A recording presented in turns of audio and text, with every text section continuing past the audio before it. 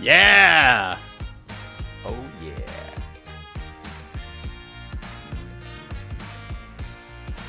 Nothing more makes my day than early day MMA. Ooh. That's right, everybody. Early day MMA. All up in here. UFC Paris kicking off at the top of the hour. The main event, Ciryl Gane versus Tuivasa. We got Robert Whittaker versus Marvin Vettori and some other fun fights as well. But the prelims kick off in a little over 29 minutes from right now. We're going to be wrapped and packed with this bad boy by like 8 p.m. Eastern after the post-fight show. It's a beautiful thing. But thank you for joining us for the People's Pre-Fight Show. I am Mike Heck. We have the Prince of Positivity, Mr. Alexander K.Lee. Hopefully you got some rest, my man. I got some rest. Yes, I'm finally rested and recovered from the Thursday middle of the morning UFC Paris wins. As exciting as they were, yes, I did need some time to recover. Too much excitement at that time of night. And on the ones and twos, joining us as well, Mr. E. Casey Leydon, 30-24, 30-24, 30-24. We are excited, but Good morning, sports fans. The first thing we have to do is tell you some breaking news if you weren't aware. And normally when we have breaking news at this point in the proceedings, it's usually bad news. But not in this case, ladies and gentlemen. And I know a lot of people were talking about it, but I'm giving MMAfighting.com the credit here. Between BTL and the preview show yesterday, the UFC has made the correct change. They have done what they should have done from the get-go. We have a new featured bout for this card. The Nasruddin Imavov Joaquin Buckley fight is on the main card. So the final three fights are going to be Imavov Buckley, Whittaker Vettori, and Gane Tuivasa. Well done, UFC. Way to listen to the people. Excellent work. This is why we ask the hard questions. This is why, sometimes listeners and readers and fans are like, you guys just enjoy the UFC. Why do you guys criticize everything? Why are you always like going after Dana White? This is why we ask the hard questions, to make change. And you're right, Mike. I think we were a huge part of this fight getting put where it belongs. Probably wasn't, but we're taking the damn credit. Victory lap going on right now outside of my garage door. So if you're new to the People's Pre-Fight Show, it is exactly what it says it is. We're going to just pull up your questions until the punches start to fly. So with that being said, let's get into this thing. Comments, questions. I mean, if they're UFC Paris, cool. If there's something else, then it could be something else. All right. First question. Here goes. There we go. What time is it in Paris? It's a great question. 5:30, I believe. Yeah, I was gonna say they're probably doing everything on UFC time. Yeah, so it's 5:30. So the 5:30 local time. How'd you figure that out? That's amazing. I don't know. I just I was in Scotland recently. I'm a well-traveled man. Some might say I'm a master of time zones. There you go. You are the time zone master. I'm just saying. The Prince of Positivity and the master of time zones. No. I don't like to brag about it. It's always good when you have multiple nicknames. Jeddah is like 8, so now you have a couple. All right. Here we go. So that's the time in Paris. Scott McCray, when was the last time you danced in public and thought you looked good doing it? AK, something tells me you are a dancing machine. When you went to that wedding not too long ago, I think they were forming circles around you. Were they? Yeah. And I thought I was killing it, but of course I can't see myself. And fortunately, everyone was drunk off of their asses, so I don't think it really mattered. But if there was someone that could if it was any recording, or if there was someone that was sober, objectively viewing it, I'm sure I just looked like I and everyone else there just looked like the biggest group of a-holes on the dance floor. But yeah, I always think I look good when I'm dancing. Doesn't everyone? Most people, I think, when they dance, think they're doing okay, right? You're at least having a good time. I don't think you really, but I don't think you really think like, oh my, am I on rhythm? Am I hitting all the moves? You're kind of just having a good time. But yeah, most of us when we dance probably aren't looking like super professional. Do you ever dance and you look over, you see a group of teenagers holding their phone at you, filming you just laughing? No, where would I be in that situation? At a wedding, but I love kids' table. I love dancing. I'll dance anywhere. I would dance in like a mall food court if the right song came on. So it is certainly something that could happen, Casey. I danced the entire video, in my living room just the other day to Robin's Call Your Girlfriend. If you haven't seen that music video, watch the music video. I can do the whole dance. Oh, Nice. Call Your Girlfriend. All right. What about you, Nice. Mr. Heck? When have you gone Mike, you're dancing? usually behind the ones and twos Yeah. when you're at a wedding or gathering. Yeah, I am a great time at a wedding or a function. I usually start off with dances that have names to them, where if you actually perform the movement, it's very obvious what you're trying to do with invisible objects such as the shopping cart, the lawnmower, the running man, things like that. And then you just, as long as you're around like-minded folk, they will join in, and then everybody joins in, and it's a great time. But yeah, I can get down, and it may not be the prettiest, but I am having more fun than anybody else when the dance floor opens up. It's about the energy. It's about the enthusiasm. Just like karaoke. Yes. If you go to karaoke, you don't gotta sing good. You don't gotta sing crappy. Just as long as you're into the song, that's all that matters. Oh yeah, All but right. it's a good time. Tristan, if Imavov gets the KO finish versus Buckley, do you think he'll face one of those guys that no one will want to face, who are in the top 10 of the middleweight division? He'll be one of those guys. He will be one of those. So, I mean, I know we will talk about this on to the next one, but just to kind of give a precursor, AK, if Imavov just goes out and just wipes the floor with Joaquin Buckley, what do we do now? You can keep bringing this guy along slowly, but I kind of agree. I do agree with Tristan's question. He's going to have a hard time finding fights at 185 because it is middleweight is not a bad division, and we kind of had a nice run there with like challengers for Izzy. You know, it's one reason why he kind of rose up the pound for pound ranks is he had that nice run of guys like just guys getting out of the way, guys coming up, guys winning the fights they need to win. Alex Pereira is a perfect example. Like we all want to see that happen. As soon as he was signed by the UFC, and he won they gave him just the right matchups. He won just the fights he needed. After Alex Pereira, I don't know where it's going to go. That's kind of one of the problems with this matchup now is like if he beats Alex Pereira, I don't know who's next. It probably won't be Imavov, and I don't think Imavov would argue that he is. So Imavov is going to have to fight some of these guys in the top 10. And I just think a lot of them, I don't know if they'll be down to do it. I think like a Derek Brunson, he's willing to fight anyone. He'll have no issue with it. But I could see guys after he fights. Who's he fighting? Hermanson, December 3rd. Hermanson. Oh, and I don't think Hermanson would be against that. They're both like I'll fight anyone guys, but outside of those two, could be a bit tricky. So yeah, I think a super impressive win, even any kind of win, even a decision win. I think people know how dangerous this guy is, and which is one reason why I'm glad he's kind of gotten this higher profile spot on the card because for anyone who doesn't know. You're about to find out. He is already top 15 ranked in the MMA fighting global rankings. Oh yeah, he's been one of those guys. I'm like, I don't think he's gonna beat Izzy but I definitely think he's gonna be fighting for a title within the next 2 years. And yeah, he wins big. He wins big tonight, this afternoon. I say he's one top 10 fight away from a title shot. Mostly because Izzy's just wiped out the division. He's a fresh face. His fight's exciting. Yeah, he's awesome. I mean, I think there's a chance he gets a pretty good name after this if he goes, especially if he goes out there and finishes. Like I'm not even talking about like a super high ranked guy, or I don't think they'll go with like the loser Whittaker Vittori or anything like that. But if negotiations with Paulo Costa do not go well and he fights into his last fight of his deal, I could certainly see the UFC matching those two guys up, and I would probably favor Imavov to win that fight. Darren Till would also be an option if they want to try to get this guy over. So. I'm probably looking in that range. I don't think he's going to fight like DDP or anybody like that, but everybody else is kind of booked right now. So I was thinking with this fight and the recovery time, maybe Sean Strickland. I mean, if they're not going to rebook, who is Strickland fighting again? I forget. Was fighting Cannonier, but I think they're trying to just reschedule that. They're trying to reschedule that one. Point. Okay. Well, either way. Can I follow up, Casey, with someone from Twitter? Yes. Murder on Ciryl Gane's floor asking how many current top 10 ranked fighters does Imavov beat? Now, we should say we are being a little bit presumptuous here. All of this is with the assumption. Poor Buckley. I know, right? And I like he's not Buckley. listening. I've said on previous shows, like I think Buckley himself can be a contender. I just really don't like this matchup for him. I just think Imavov is ahead of him. Like Buckley's path to the top 10, I think he's a little behind Imavov as far as prospects, or I mean, not really prospects anymore, but contenders go. So who in the top 10? I'm going to use our top 10. So I'm going to include non-UFC guy, or at least one non-UFC name here, or a couple.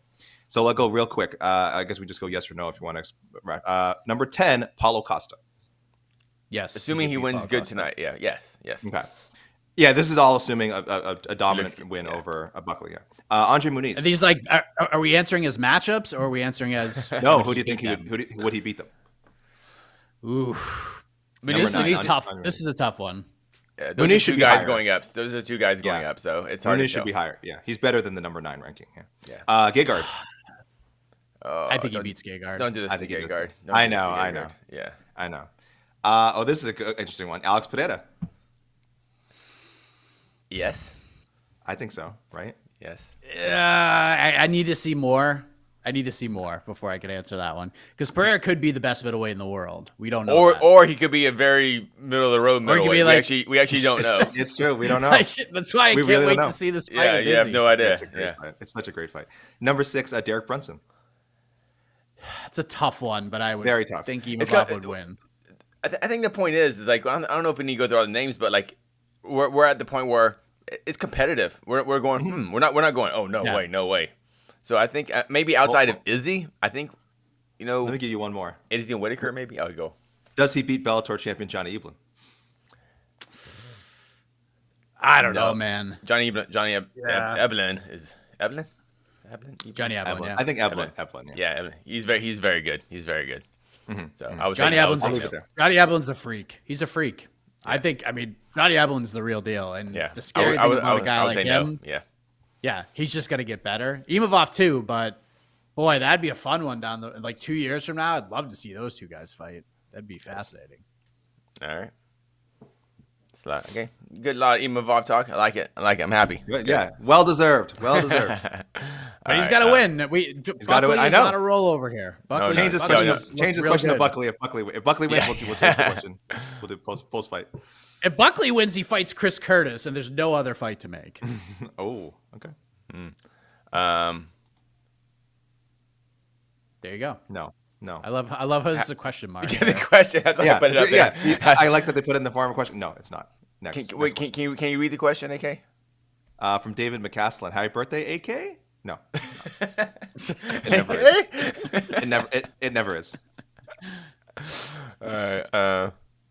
Here we go. I don't know very much about these gentlemen. Why is Ziam such a big underdog versus Figlak? Do you know, AK? Yeah, I mean, this is one of those situations where the mystique of the undefeated fighter is having a lot to do with it. Figlak has also fought for good promotions, so he was a huge prospect out of Cage Warriors. 6-0 for that promotion, 2-0. Excuse me, 2-0 as an amateur. He's got good knockout power. Again, 8-0 as a pro overall. So it's just he screams like legitimate UFC prospect. I don't know what his ceiling is. I'll be honest. I haven't watched enough of him personally to say like, oh, this guy's definitely going to be a top 15, top 10 guy.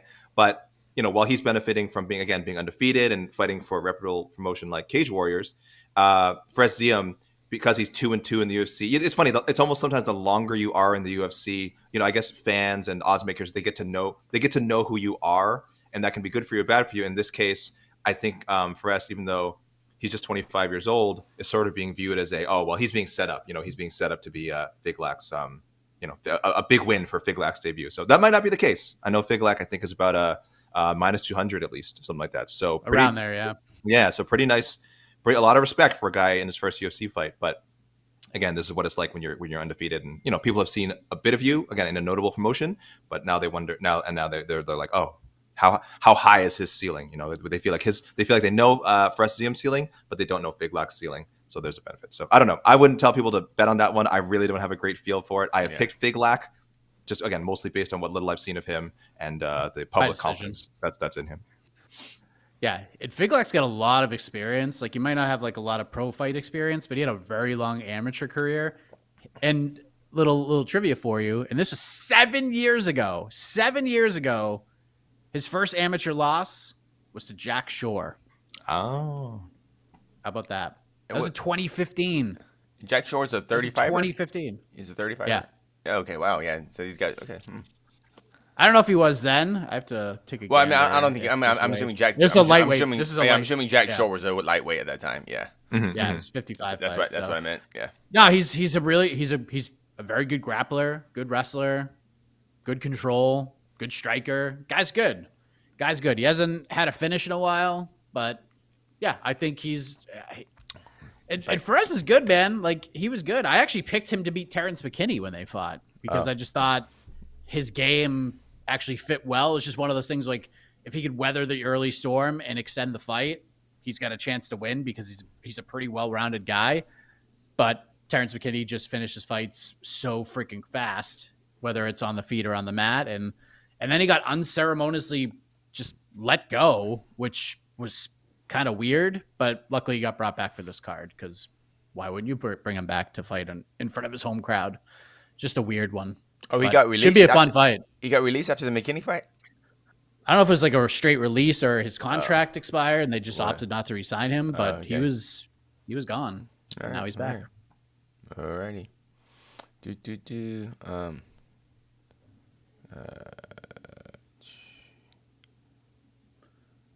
Hold on. Come on, people, get in your Paris questions. Can ask other things too. When was the last time we saw such a difference in physiques like the main event? Well, that's the beauty of heavyweights. Yeah. Oh yeah. I was them all the time. I'm trying to think, is there a non? Jailton? Remember when Jailton Almeida fought Paca Porta? I mean, that was a huge difference. I think Porter was like 260, close to 265, and Almeida was like 220. It was a huge chiseled. Yeah. Yeah. Every bit. I'm assuming anytime Roy Nelson main evented for the answer to this question. That's a great one. I think that's pretty much, yeah. I'm trying to find a non-heavyweight. I guess not, right? I guess not. Once there really are not any non-heavyweights who have main evented that are in, not what we could call traditionally, super fit shape. Wait, actually, why don't we just go with DC versus Anthony Johnson or DC versus John Jones? Oh, sure. Yeah. Just DC just looks like an in-shape gym coach, Yep. So yeah, DC. Yeah. Or there you go. I think Stephen Struve versus pretty much anybody at heavyweight. Yeah. Stephen Struve versus Tai Tuivasa. There's a big difference in physique right there and just overall stature. But yes, anything involving Stephen Struve is up there and ties in the conversation probably many times. Yeah, but non-heavyweights, below. Well, and this specifically asking main event. This is specifically asking for main event. So main event. Yeah, so I can't really find that many. Yeah, I'm literally going back one by one. I'm clicking through every event right now, and again, anything non-heavyweight, no, not likely that you see such a big. So that's a Jose Young's question. I'll touch base with him, and he'll know. It'll come to his mind right away. But yeah, outside of heavyweight, it's pretty hard, except for, as you guys said, Cormier at light heavyweight, right? Yeah. Outside of that, it's pretty hard to have like a huge physique difference. Just with the way the weight classes are. I want to go like Cyborg versus some of her early fights, but even that's kind of the heavyweight of the women's division too. Yeah. I don't know. Basically, this is a question for an excuse for us to body shame these fighters. That's what which we will not do. Never. We refuse to do. All right. What else you got? This is your chance. We can talk about anything now. Yeah. Just okay. Here we go. First time in Paris. What other markets does the UFC need to tap into that they haven't? AK, what do you think? Just the other day, what was the one? They had an event. We were doing the UFC 151 podcast, and we were talking about that was the first event they'd ever canceled. And I was trying to remember I was like, was that the only one? And then I remember there had been the COVID events that had been canceled recently. And in between, there actually were a handful. They canceled the Salt Lake card. Salt Lake. Did they? There's a January pay-per-view not that long ago. There was a card that was supposed to be headlined by BJ Penn and Ricardo Lamas in the Philippines. I remember that. And I don't think they went back after. I don't think they ever made up for it. I mean, I'm not sure what the reasons are, but yeah, I don't think they ever went back there again. I think that would be a huge. I mean, I know there's the whole I guess people would say that's one territory. I don't think that's an issue for the UFC. I'm pretty sure. At the time, that was pre-1, but there was. I don't remember the details, but there was lots of political instability at the time in the Philippines. I remember that was an issue for that show. Well, this is back in 2016. What are the markets? I guess the big one is Africa. The market of a giant continent. They will. I say Africa like it's a little country. Right. Freaking Africa, like either Northern Africa, Middle Africa, South America. I mean South Africa. I would love India would be an interesting one. UFC said they've been wanting to go to India forever. What, a couple billion people over there? Oh yeah, it's crazy. It's a couple billion people over there, and really no real big significant combat sports scene, as far as I know. Like at least like I'm sure they have a couple fight leagues over there, but nothing that really breaks out, you know. But I would love to see India. I would love that's one of the places I want to go to. Huge. And actually the big one, Morocco. It's a big kickboxing area of the world, and I mean it's like for people in Europe, it's a really quick flight, just right over the Mediterranean. So, all right, we'll see. Yeah, I was trying to think about like what cancellation of a pay-per-view. It was after the biggest year they ever had, 27, and then they go into 2017. They cancel their January pay-per-view, and then it looked like they might have to cancel their February pay-per-view because whatever they had lined up just completely fell off. And that's when they decided to create a women's featherweight title, and they just threw Holly Holm and Jermaine Durandamy in the main event of that Brooklyn card, which was pretty awful card. That was like that was the first UFC pay-per-view I ever covered live. Oh, you picked a bad one. Yeah, it was the first time I was ever in a room with Casey. It was the first time I was ever in a room with multiple people that like I'd never been in a room with. Like I'd covered a UFC Albany card, and it was just like me and Junkie and like 2 local Albany reporters. But Brooklyn was crazy because we got a freaking blizzard like the day everything started. And then so I had to drive out a day early. And then I think it was like the open workout scrums. And it was the first time I've ever been in something like that. And the first thing Casey ever did was yell at me because because I didn't know. So we're about to start a scrum, and I just like wanted to, I don't know why. I think it was for Anderson Silva, because he was fighting Derek Brunson. I just wanted to ask Anderson Silva the first question, and Casey's like, hey, we're not ready yet. And I'm like, sorry. And I never did that again. So Casey taught me a very valuable lesson in Brooklyn. I gotta say, at these scrums, when I used to go to them pretty much every week, I would police them a bit. I would be the media police, like, hey, that's not how you do things here.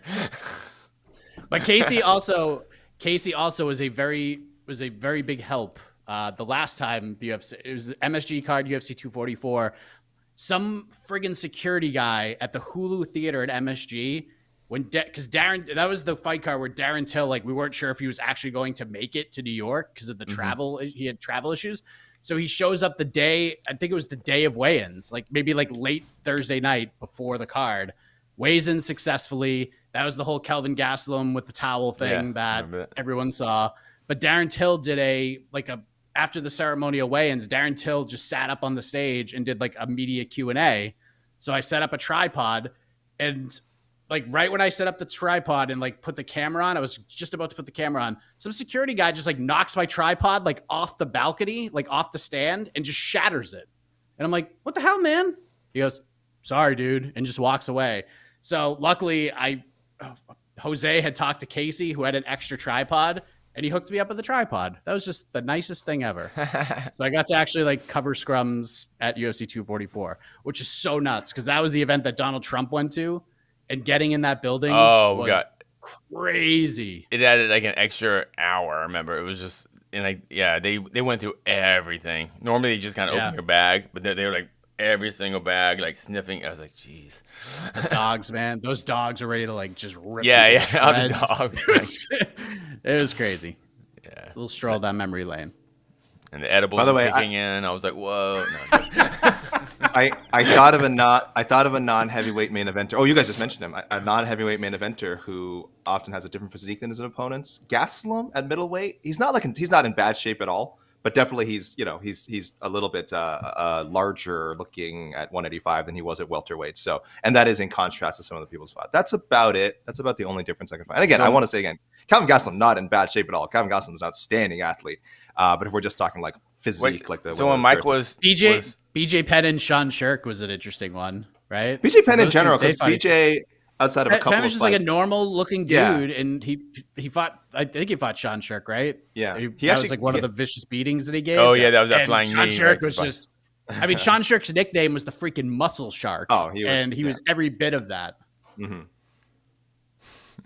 Yeah, BJ didn't get into better shape until like later. Like he really kind of cut down, and by then it was kind of like it was a little bit too late. But even when he cut down to featherweight, he didn't look like he was in shape. He just looked like a tinier version of him. Yeah. I don't know if that makes sense. And I want to say again, BJ Penn. When we talk about like Jed and I were talking about plus athletes in MMA, that dude's athleticism was nuts. I don't care what he looked like. He was insanely athletic, which is why he was able back then to compete in like welterweight, lightweight, like. He was super skilled, super athletic. And that's why he got video. Remember him jumping out of the pool? Yeah, and yeah. I'm like, that's super hard to do. I can barely swim, much less jump. Well, that's why BJ got the reputation for being lazy, because he was so naturally athletic. Yeah, so very gifted. Yep. All right. Let's talk about this fight.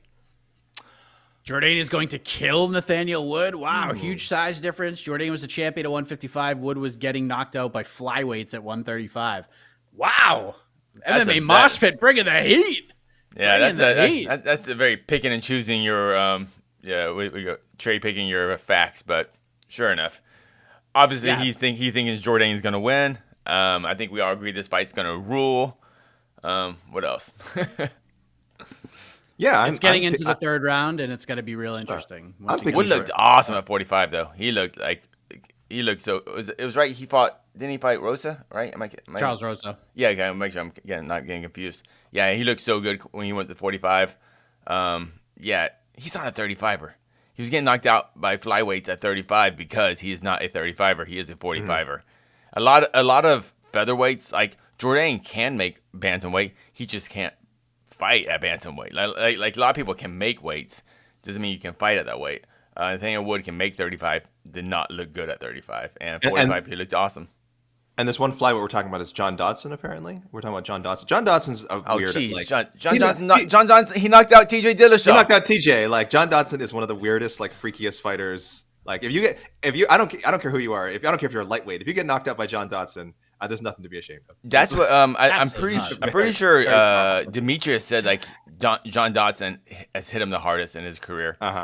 Like maybe before he get knocked out by Moraes, but he was like, oh, John Dodson, like he hit me so hard. So and we've seen John Dodson's performance in bare knuckle, which seems a perfect fit for him. Oh yeah, he's gonna be great. Love it right there. Love it. Hope we see more of him in there.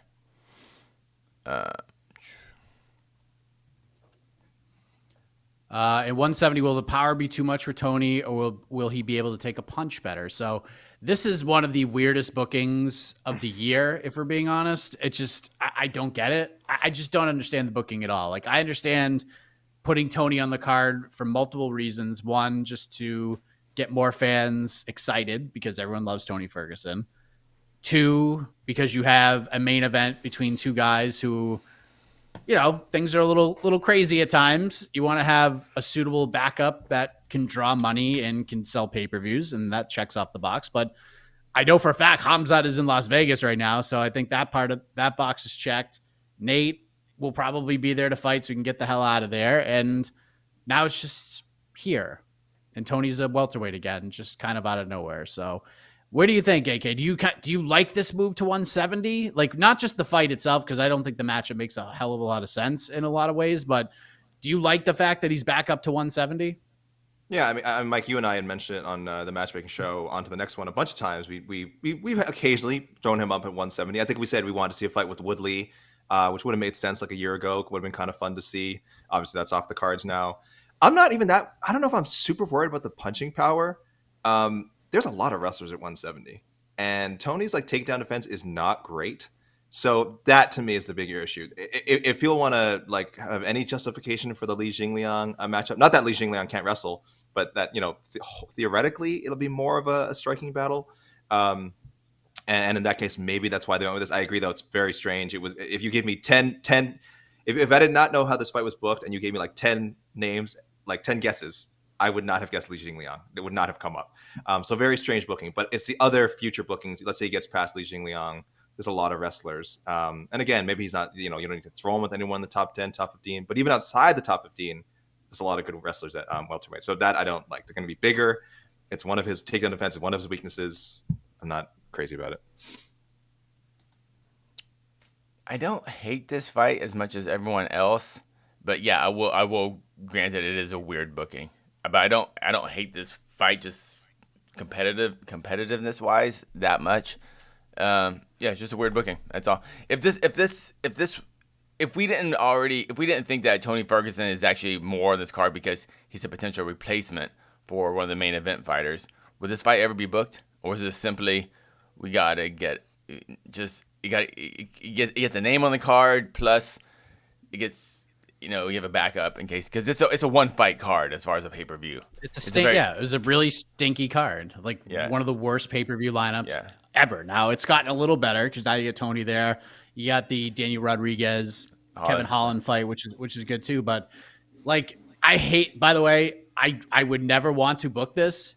But if you're gonna do something with Tony at 170, I think there's only really two ways you can go with this. One, you give him like Wonder Boy or something, and I know Wonder Boy wouldn't be able to fight on this card, but somebody in that realm, veteran, former title challenger, stuff like that. The other way, and this would not go well for Tony. You throw him in there with a guy like Shavkat, who like is trying to rise up, and at least Shavkat can get the rub. I just don't know if Lee can get the rub in this fight. You know what I mean? Because I think like people are excited about Rakhmonov. He's gonna have a hard time getting top 10 guys to say yes to fight him. But Tony would fight anybody. Tony would fight Shavkat.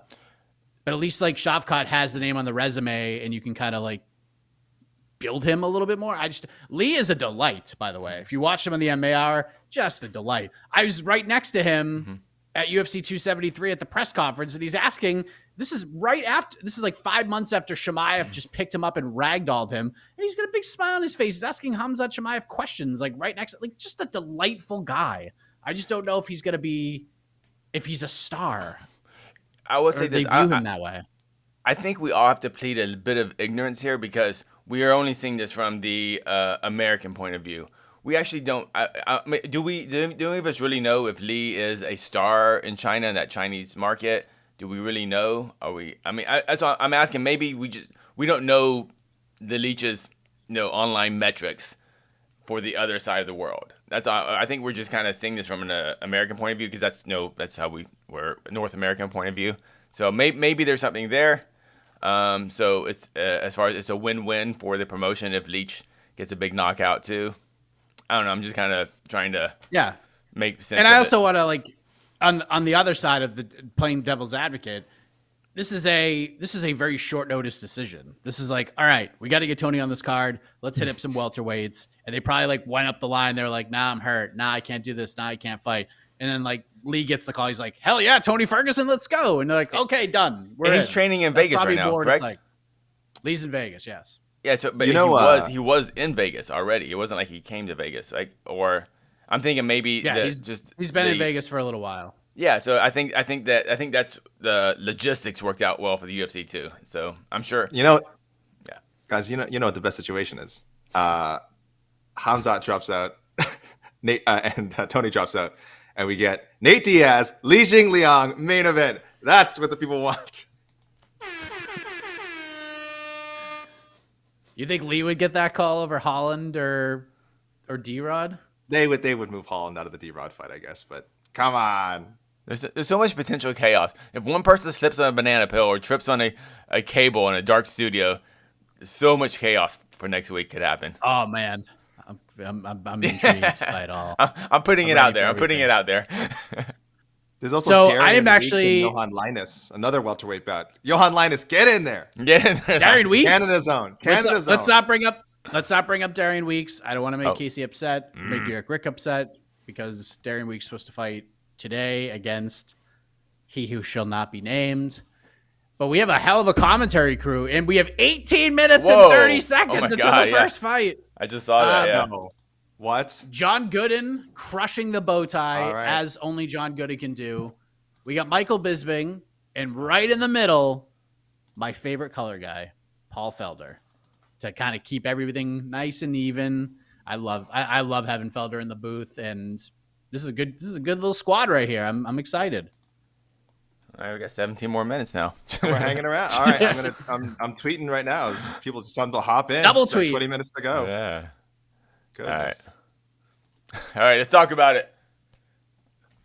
Does anyone flash the crowd after their fight tonight? So, all right, Ty? people, you can go Ty? to Maybe Ty? You can go to MMA fight Ty, just like Ty. So yeah, so you guys can go to MMAfighting.com right now if you'd like to see video, censored, tasteful video of BKFC boxer Ty Emery, who's also from Australia. Oh no, sorry. When I said Yes, Ty, I I mean know. Ty Tuivasa. I know you meant Ty. That's what I'm saying. Two Ties. Coincidentally, the fighter who did it in there was a BKFC card in Bangkok today, named Ty Emery. She won by first round TKO, and then immediately ran to the ropes and lifted her top and flashed the crowd in Bangkok. So it's quite a scene. Again, we have video on MMAfighting.com. It is censored, but please, still not appropriate for the children. Oh, it's censored? That's where the version we put up is censored. I don't want to say there's a version out there that isn't censored, but I'm just saying you guys know how the internet works. You guys can figure it out for yourself. So come to MMAfighting.com if you want a censored video of that. Which is what everyone wants, Casey. Think of the children. Anyways, that's where this question's come from. Does anyone flash the crowd after their fight? Yeah, Ty Tuivasa definitely would. Yeah. Because Ty's are going to unite. You know what? I might change my pick now for the main event because of this potential double Ty flashing night.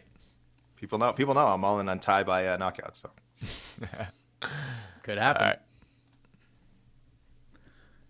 right. Who had a better UFC run, Ty Tuivasa or Mark Hunt? Mark Hunt. yeah, I mean, Mark Hunt fought for an interim title. I mean, Yeah, Mark Hunt. What if Yeah, Ty Mark Hunt- wins this fight? What if Ty wins this fight? Still Does Mark that Hunt. change? But Ty will get a title shot if he wins this fight more than likely. we don't know that. Well, we don't know. That's not. Hold on. There's That's a not. very He good should. chance He they- should. There's a He very should. good chance they put him up at the front. He's not going to Until he like does. jump over John Jones or Francis or anything like that. But let's just say like Francis doesn't re-sign and Stipe's tough to deal with. The UFC would do John Jones versus Tai Tuivasa in a second for the heavyweight title. I will also say, by the way, Mark Hunt I think made a lot more money than Ty did, or Ty is doing. I'm not sure, but I know Mark Hunt has a pretty big contract. I will say a win over Ciryl Gane would be better than any of Mark Hunt's UFC wins. Derek Lewis, UFC wins. Yeah. UFC wins. Derek Lewis, Mir, Bigfoot, Roy Nelson, Stefan Struve. Yeah, I would put Gane over any of those. Ooh. That's I don't know. Well, I mean, I think if Gane loses tonight, I don't know. We gotta see how good Gane's career will be to say that's the best win. Because right now we're kind of assuming, we're almost saying that as if Gane is a future champ. We don't know that. We assume. So I know what you're saying though. No. But I would for this question, I would definitely say Mark Hunt. But Ty is obviously His run's not over, and his run's not over. Yeah, right? so Ty Tuivasa's run is not over. So there you go. All right. it's a good I like question. that It's always question, fun to talk. Fun to talk about the Super Samoan. Ooh, this is a great question. Wow, this is the question of the show. Yeah. Okay, Mike, you're I the was- DJ. I was actually yeah. Man, I don't know. It could be anything. It could be anything. All right, All right, hold on. let's I go have back. to go. I'm What is the trying to history? remember- Okay. Okay. They're in France. He's gonna walk out to that song "Blue" by Eiffel 60 Eiffel 65? Yeah, Eiffel 65. Yeah. What? I'm blue. Bada bada ba boo. That's one of those songs. I feel and I don't know for a fact do the French people actually hate that song? Like that became a huge global hit, but like back in France, is it like, oh my god, please don't talk about like Eiffel 65 Blue? So he's either walking out to "Blue" or something by Daft Punk. Daft Punk. Yeah. Hey, look at that. Look at that. If he came out to Defunk, oh my god, There's a bunch of good Daft Punk songs he can come out to for sure. But I have the list. Okay. Okay. UFC debut came out to 1,000 miles. Amazing. Ooh, great song. Second fight, it was just more of a local flavor one. Okay, Australian. Yeah, I'm looking at the same list. Go on. The other one I don't really know. What is it? This is What About Me by Shannon Knoll. Okay, I'm not familiar. Then it was Everything I Do It For You by Bryan Adams. Canadian. Wannabe by the Spice Girls. Classic. Barbie Girl by Aqua. Girls Just Want to Have Fun. That's My Heart Will Go On. My Heart Will Go On was in there somewhere as well, right? Yeah, he did walk out. I believe. Yeah. More CanCon. I don't know why I wasn't listed there. Yep. But yeah, there's God, this is a great question. So he likes old school. You know that for fact? Dylan Daddy saying he's walking out to Moulin Rouge. That's a great one too. Yeah, a lot of people are saying Moulin Rouge. A lot of people are going Moulin Rouge. Yeah. That's right. Voulez-vous coucher avec moi? He's in. That's a good, really smart. Yeah, Lady Marmalade. Yeah. Lady Marmalade's a good one. That's right. Okay, apparently they're Italian man. I don't know. Oh, I'm sorry. Thank you. Wait, why are they? No, that can't. Oh, they are. Wow. So they probably definitely hate the song in France. I think people are. I think everyone's saying Lady Marmalade. I think they're right. I actually think that's like the really smart choice. I'm gonna go out on a limb because I don't know why nobody has done this. I've told the story before, but one of my buddies who has since moved on from his MMA career used to fight as an amateur fighter, really good. Thought he was gonna like go pro and do really well, but he used to come out to "I Want to Dance with Somebody" by Whitney Houston all the time. It was awesome because he would always be like the champion. He would always be like the red corner guy. So he'd always be the last one out. So his opponent would come out to this like, rah, rah. And then like, I Want to Dance with Somebody would come on. And it just like, you could see the guy who's fighting just out of his elements. The fans are going crazy. Even the people that were like there to watch like his opponent fight, they're all singing and dancing to I Want to Dance with Somebody. That's a great pick. I don't know. Ty would absolutely crush that. But I'm so excited to find out the answer to this question. One of the best walkout songs, as far as like non-fightery walkout songs, was I'm pretty sure he did it in the UFC or it might have been in Japan. But Dave Pee Wee Herman, remember him, the heavyweight, Dave Herman? He walked out to "Why Can't We Be Friends" by Stevie Wonder. Oh, I do remember that. Yeah, that's wonderful. A lot of people are saying the song. I mean, I can't say the whole song name, but Paris, Kanye West and Jay-Z. I don't think he will. I do wonder if anyone. I wonder if anyone will walk out to this song. That's actually good. You almost think it's a lock, right? Like someone. I don't think the UFC would. I think maybe like a Bellator or a different promotion would sneak that song in. But I think the UFC actually, for as big as free speech, they are. They actually do nix a lot of walkout songs. You hear it a lot of the time from fighters. All right. I'm taller than I look. I'm very average height. I'm a shade under 6 feet. Very average. But he's taller than he looks. So do you look 6 feet tall? So That's for 99.9% of the world, you only exist right here. You have no legs. I know. I don't remember your legs. You can't tell me if you have legs or not. I don't know. That's just a shade under 6, Yeah, you could be just an upper torso, as far as I know. I don't know.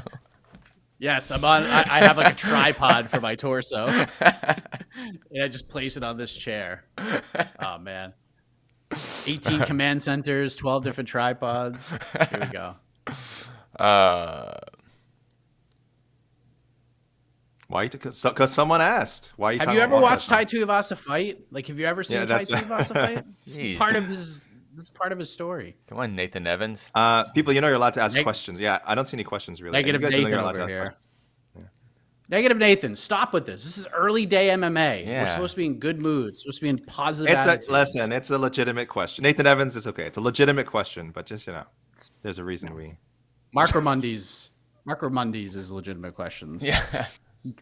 I was 5'3" in like 5th grade. Yeah, we all were 5'3" at one point. Yeah, we all were at some point. I'm much taller than that. How tall is Jed? Do we know? Have we seen I don't Jed? know. Jed is shorter than I. He's probably like maybe 5'9", 5'10"ish, somewhere in that neck of the woods. There we go. I'm not that much taller than him.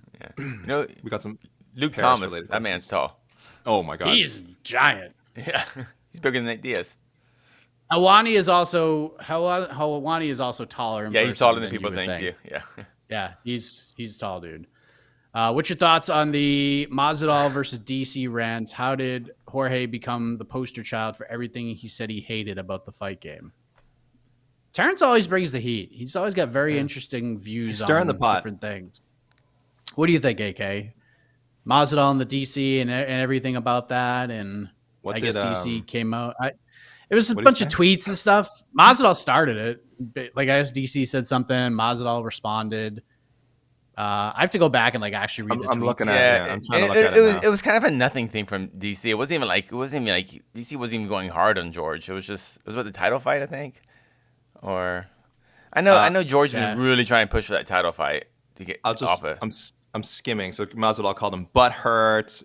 You're using my name to reduce views because ever since you stopped working with Ariel, it's like you're a has been. I don't know. I will say so. There's also he calls him like a lackey, I guess, of the UFC. So I guess maybe DC is getting lumped in there with Jorge's had some beefs with the UFC as well. So I guess he's kind of like lumping him in there, like maybe taking shots at him. And taking shots at the UFC indirectly through DC. But yeah, it's weird. It's one of those kind of nothing feuds that I was barely even aware of it. Maybe I need to, I don't know, read more of these stories, but stuff like that, I think.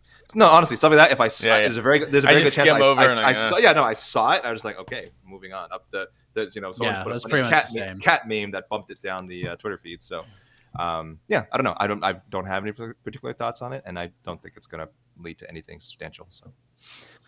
And here's the thing too: if this is pre Masvidal becoming the star that he is now, he would have done the same thing. Because Masvidal is that dude. He does like if you say something about him, he finds out about it, he's going to respond, whether it be on Twitter or right in your face. That's just how this guy is. So, I mean, it's just bigger now, and it got more mainstream because Masvidal is a massive star, and DC is obviously a massive star in his own right as a fighter, and now he's one of the lead voices of the company right now. He's one of the faces of the organization from a broadcasting standpoint. So you just have two very popular dudes, two very highly viewed guys that just happen to be talking to each other. And that's why it got the attention that it's getting now. Like if Ziam called out Daniel Cormier, we wouldn't be talking about it. No disrespect to Ziam. He's a good fighter, but he's not a star like either of these guys. So that just happened to be the first name that came to my head. But I think that's all that it is, more than anything. We don't need to linger on this, but I just had a weird thought or weird question. Is Jorge Masvidal right now, his career, is he a UFC Hall of Famer? Yeah, I think so. I don't think he's a lock. Just on pay-per-view sales alone, I guess he is a champ. You know, he got a belt. He needs to get some more. One of the biggest. It's one of the biggest moments in the history of the company. So I mean, I just think like we've seen he won't get in on as a fight, you know, because he actually. Yeah, it's kind of crazy. As far as George as being such a great star, he's never been in a great fight, right? Am I missing like kind of a good back and forth war in the UFC? Yeah, in the UFC, because he doesn't fight that way. He's just not that type of fighter. He doesn't. I think he'll get in. Yeah, I said the Ally Quinta fight. The Ally Quinta fight is fun, but it's more memorable for what happened after. Yeah, right. I think he'll get in. All right. Fighters actually are, by the way. Eileen Perez actually is stepping into the cage. So they lied to us with the time estimate, people. It's not. Oh no, it was still there. It's still there. By the time the 3-minute clock runs out, the intros will be done. The fight will start. So they're very smart. So that means where are you at in your stream? What is the first fight? We have Eileen Perez is walking into the cage, waiting for Stephanie Egger. This is a featherweight bout because Stephanie Egger took it on. Stephanie Egger took it on short notice. Oh, so the ladies' fight is first. Okay. Yes. Ladies' fight is first. So let's play our games before we get in there. Although I'd love the Tai Tuivasa game. People were asking about the Tuivasa game. Performance bonuses and picks and all that. So. AK? Yes. Bonuses. Who wins bonuses? Well, Tuivasa's going to knock out Ciryl Gane, so that's a lock. Robert Whittaker's going to knock out Marvin Vettori, so that's a lock. And I'm telling you, I'm gonna give the UFC credit maybe doesn't deserve and say William Gomez and Jarno Aarons are going to shock everyone and put on a fight of the night. Actually, that's not how I predicted the fight would go, but I'll go against my own predictions since they're usually wrong anyway. So Gomez and Aarons shock everyone and justify their lofty debut spot and win a Fight of the Night award. I'll go Jourdain Wood Fight of the Night, Gomez performance, Kopylov performance. What? Casey. Jourdain Wood Fight of the Night. I think that's just kind of the easiest pick. Performance of the Night, Imavov, and performance of the night, Ciryl Gane. Okay. All right. So let's do our main card picks officially. So we have to like change things up a little bit because the lineup has shifted around. So we will begin with. Wait, how does this work? Is Jourdain? Okay, I got it now. We're ready. Charles Jourdain, Nathaniel Wood, AK. Oh, I forgot what was happening. Charles Jourdain by decision. Casey. Jourdain decision. Jourdain decision. I almost went with a late finish, but I didn't go that route. I will go. William Gomes versus Jarno Aarons. I'm going Gomes second round TKO. Casey. Same thing. Gomes. How do you say Gomez. I think just Gomez. Gomez. All right. Gomez. Second round. KO. Gomez by decision. Alessio Di Chirico versus Roman Kopylov. Casey. I'm going how do you say his name? Chirico. Di Chirico. They got Di Chirico. Di Chirico, first round KO. Ooh. I'm going the complete opposite ends, but yeah. AK? I can't believe you have any faith in Kopylov. Di Chirico by decision. I like Di Chirico. They're going to go. Someone's getting got in this fight. So I hope so. And Di That's how a lot of gets his fights got go. more He's a shield. He's a kill be killed type fighter. I feel. Anyone picking Joaquin Buckley to beat Nasruddin Imavov? AK, is that you? Are you jumping? No. I think Imavov's actually going to show off some submission skills here, and I think he's going to tap Buckley first round. AK, you already said it. Co-main event: Marvin Vettori, Robert Whittaker. Whittaker, third round finish. Love it. Casey. I'm going Whittaker decision, but I feel I would not be surprised if Vettori wins a Marab type of decision victory over Whittaker. Yeah, whatever the fight goes the distance prop is, I think you should jump all over it. It's minus 250. So if you're doing like a little fun parlay of things that will probably happen, that fight going to decision is almost a guarantee, in my opinion. So, but I go Whittaker decision. But if I was betting on this fight, if this is the old here, Mike, here's $20, you got a money line either of these guys, I'm betting on Marvin Vettori in this fight because I think there's value there.